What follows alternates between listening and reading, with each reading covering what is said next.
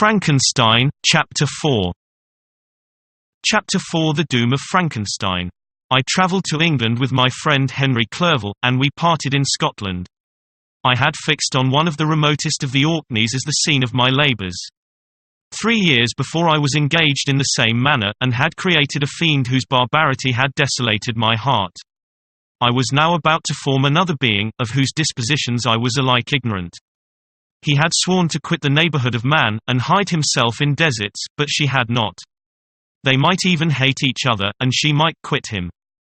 Even if they were to leave Europe, a race of devils would be propagated upon the earth, who might make the very existence of man precarious and full of terror.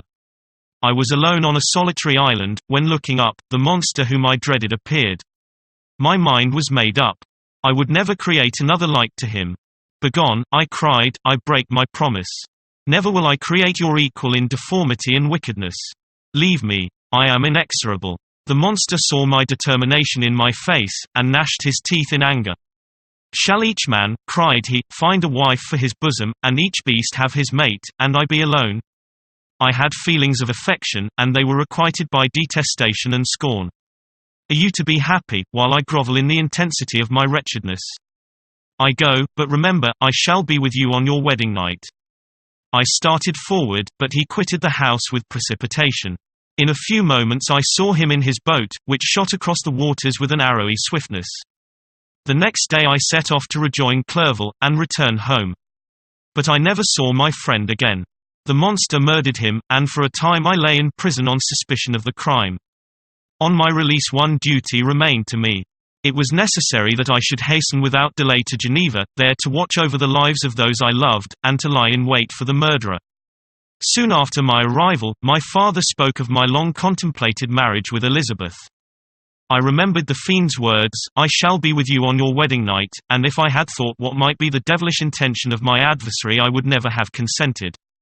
But thinking it was only my own death I was preparing, I agreed with a cheerful countenance.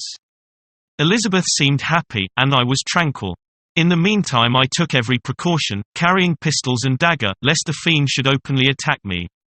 After the ceremony was performed, a large party assembled at my father's. It was agreed that Elizabeth and I should proceed immediately to the shores of Lake Como. That night we stopped at an inn. I reflected how fearful a combat, which I momentarily expected, would be to my wife, and earnestly entreated her to retire. She left me, and I walked up and down the passages of the house inspecting every corner that might afford a retreat to my adversary. Suddenly I heard a shrill and dreadful scream. It came from the room into which Elizabeth had retired. I rushed in. There, lifeless and inanimate, thrown across the bed, her head hanging down, and her pale and distorted features half covered with her hair, was the purest creature on earth, my love, my wife, so lately living, and so dear. And at the open window I saw a figure the most hideous and abhorred. A grin was on the face of the monster as with his fiendish finger he pointed towards the corpse. Drawing a pistol I fired, but he eluded me, and running with the swiftness of lightning, plunged into the lake. The report of the pistol brought a crowd into the room. I pointed to the spot where he had disappeared, and we followed the track with boats. Nets were cast, but in vain.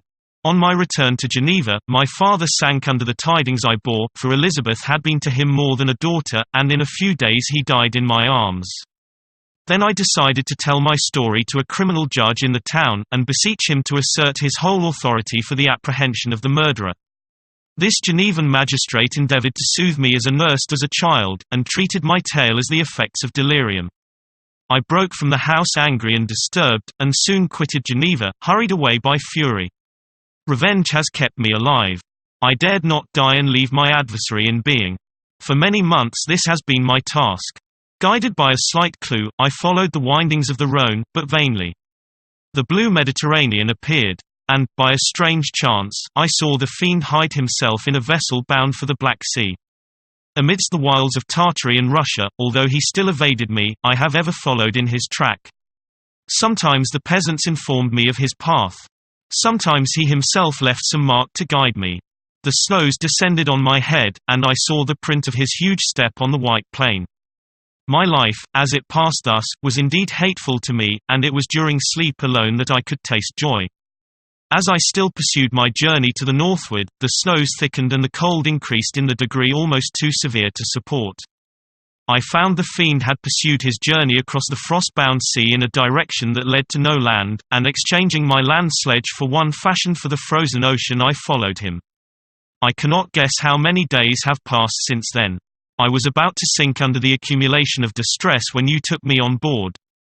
But I had determined, if you were going southward, still to trust myself to the mercy of the seas rather than abandon my purpose, for my task is unfulfilled.